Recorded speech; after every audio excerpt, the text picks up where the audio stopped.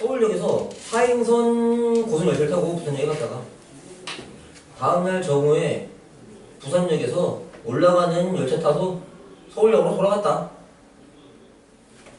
부산역에서 그러니까 서울역으로 돌아올 때, 그러니까 올라올 때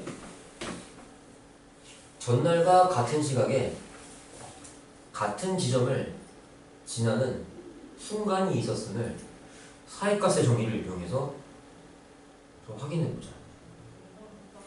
그렇구나.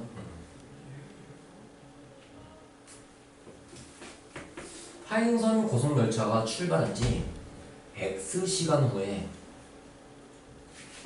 뭔 소리지? 맞지? X시간 후에 서울역으로부터의 거리를 fx라고 한다.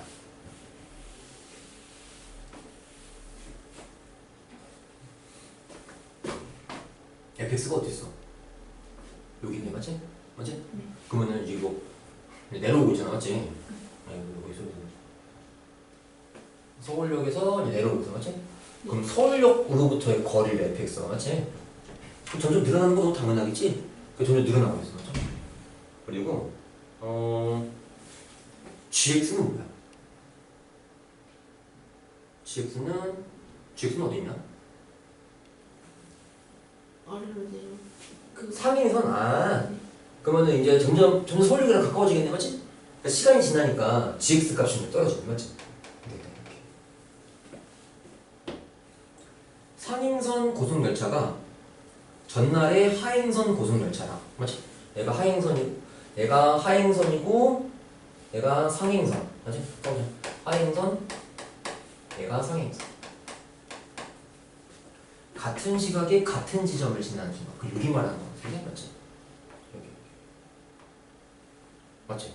이게 시간이잖아. 같은 시간 맞아? 그리고 같은 지점 맞지? 맞지? 동의?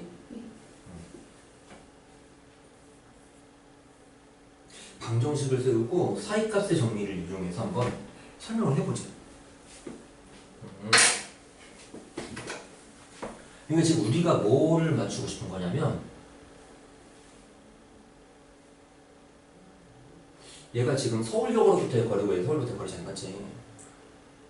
그러면 얘가 지금 같은 시각에 같은 지점을 지난다. 같은 시각에 같은 지점을 지난다. 같은 지점을 지나면 서울역으로부터의 거리가 같은 지점을 지나면은 서울역으로부터의 거리가 당연히 어떤 곳이지? 같은 지점을 지난대. 같은 시각에, 맞지? 그럼 거기 내가 똑같은 장소에 있는 거잖아, 맞지? 그러면 서울역으로부터의 거리가 어떻게 되는 거지? 같은 건가? 맞아? 왜냐면 같은 시각에 같은 지점이 있대. 같은 시각에 같은 지점이 있대. 같은 지점. 그럼 당연히 내가 똑같은 곳에 있으니까, 맞지? 너랑 나랑 지금 여기서 똑같이 있으니까 저기 뭐 대평고까지의 거리 똑같을 거, 맞지? 그러니까 뭔 말이지? 그러니까 같은 시각에 같은 지점을 지나는 순간이 있다. 그러면은 그곳에서는 실제로 서울역까지의 거리가 같을 거야, 맞지? 그러니까 서울역까지의 거리가 뭐였냐면 fx거든. fx. 그러니까 또 이렇게 또 서울역까지의 거리를 gx라고 하거든. 얘가 뭐냐면 얘는 상행선, 하행선. 그리고 얘가 상행선 이렇게. 근데 서울역까지의 거리가 이 같은 지점을 지나는 순간, 그러니까 같은 지점을 지난다라는 것이 결국에는 서울역까지의 거리가 같아지는 그런 순간이 있을 것이다. 무슨 얘기인지 알겠어? 다시 한번. 그러니까 같은 지점을 지난다? 같은 지점을 지난다? 같은 순간에 같은 지점을 지난다. 같은 순간에 같은 지점을 지난다는 똑같은 말이야. 이게 서울역까지의 거리가 같다. 서울역까지의 거리가 같다. 또 그러니까 서울역까지 같다. 얘 서울역까지 거리지. 그리고 얘 서울역까지 거리. 얘랑 같다라는 거야. 얘랑 같은 그런 x가 같은 순간 그 순간이 존재한다는 거니까 얘랑 같은 이 방정식이 같은 x가 존재한다. 이 말이랑 똑같다고 했었나? 이렇게.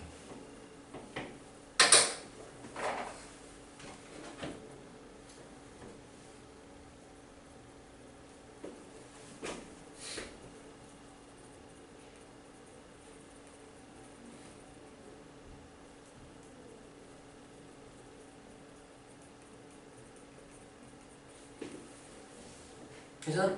그럼 봐봐. 그럼 결국에는 이 방정식에 뭐가 존재한다는 거야? 금이 존재한다는 거지. 맞지? 네. 금. x가 이거 방정식인데 x가 존재한다는 거는 이 x가 이 방정식의 뭐지? 해 아니야? 방정식의 해가 존재하는 거잖아. 방정식의 해가 존재하니까 결국엔 이 방정식의 해가 존재함을 밝히래. 방정식의 해가 적어도 한 개는 존재함을 밝히라는 거니까 사이값의 정의를 쓰면 된다는 거지. 다시 한번 배울게. 우리가 사이값 정의를 언제 쓰냐면 사이값 정의를 다시 한번 배워보면은 사이값 정의를 언제 쓰냐면 더워가지고 내가 좀 킬게. 네. 사이값 정의 언제 쓰지?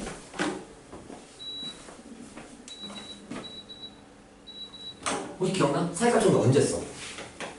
근데 언제 쓰냐면 방정식의 근이 맞지? 방정식 알겠지? 방정식의 근이 적어도 한 개 존재하는 거일 때.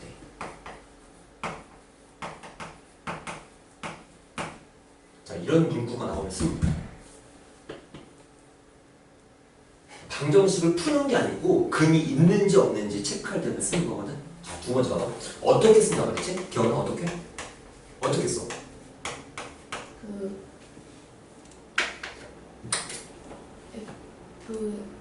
S 곱하기 뭐는 0보다 그렇지 이거 잘했어. FA 곱하기 FB가 0보다 어떻다? 작다. 그렇지. 구간의 끝을 넣어서 곱한 게 0보다 작으면 근 존재한다. 맞지? 근데 항상 명심해. 이 조건도 보여야 돼. 서술형 쓸 거면 F가 연속인 것도 보여야 돼. 그 두 가지를 보여주면 돼. 근데 만약에 내 혹시 기억나? 방정식이 항상 이렇게 생긴 건 아니지, 맞지? fx는 0 이렇게 예쁘게 생겼다고 하지 않았잖아. 이렇게 드럽게 생긴 것도 있잖아. fx는 k. 이거 어떻게 하겠어? 이거 어떻게 하겠어? 어떻게 그렸어요? 이거 치환이 아니. 이거 k를 그래서 그렇지, 정답. k를 넘기는 거지. 넘겨서 이렇게 하기로 했던 거 기억나? 넘겨서 이렇게 하고 이렇게 하기로 했던 거 기억나? 그렇지, 이렇게 하는 거잖아. 봐봐. 얘도 봐봐. 얘 금이 존재함을 보여. 금이 존재함을 보이라고 했으니까 금이 존재함을 보이라고 했으니까 사이값점이구나. 그럼 나는 이것 또는 이거 쓰면 된다. 근데 얘는 1번이야? 2번이야? 2번 2번이지. 그렇지. 방정식. 그러면 우리는 뭐 하면 돼? 이거 뭐 하면 돼? 넘겨. 그렇지. 그리고 구간의 끝이 어디랑 어디야? 0이랑 8이지. 그렇지. 자, 한다. 넘기고 치환하자. 너무 잘했어. 자, gx는 0이 있으니까 얘를 뭐로 치환해? 그렇지. hx로 치환하고 구간의 끝을 넣으면 된다고. 자, h 0이랑 h 그렇지. 이거 하면 된다.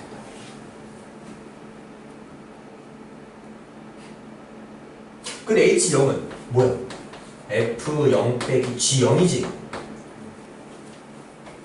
맞아? 근데 F0이 몇이래? 그래도 보니까 F0 몇이래? 0 오, 그렇지. 얘는?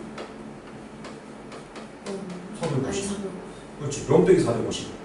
마이너스 그렇지. 얘 마이너스 450이니까 0보다 당연히 어때? 작아요.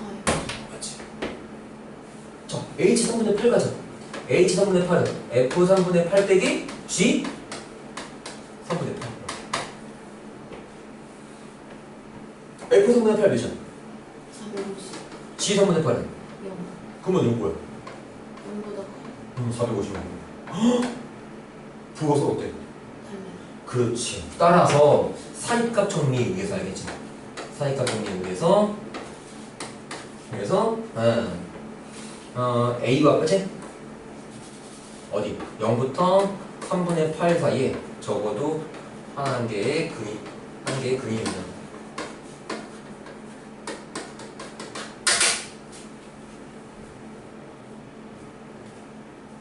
괜찮아? 또 네가 하자고 한 거야? 근데 이거 해부관으로 써야 되는 거 아니야? 이거? 처음에 증명할 때는 여기 마지막 그렇게 디테일한 거 잡아주고 싶으면은 이 마지막 결론에서는 이게 사이잖아.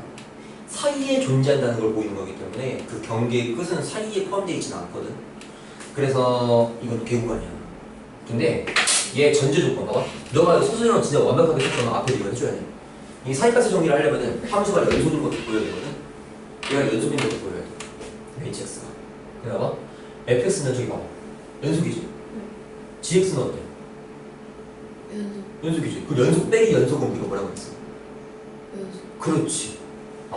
그래서 hx는 이렇게 써주면 돼. 패구가. 이건 패구가. a 0부터 8에서 연속. 이거 써주면 괜찮아. 그래서 그러니까 전제 조건에서는 연속인 거 이렇게 패구만 쓰고 결론에서는 사이값 정리해 가지고 그 사이에 존재하는. 그래서 이렇게 개구가 나죠. 그래서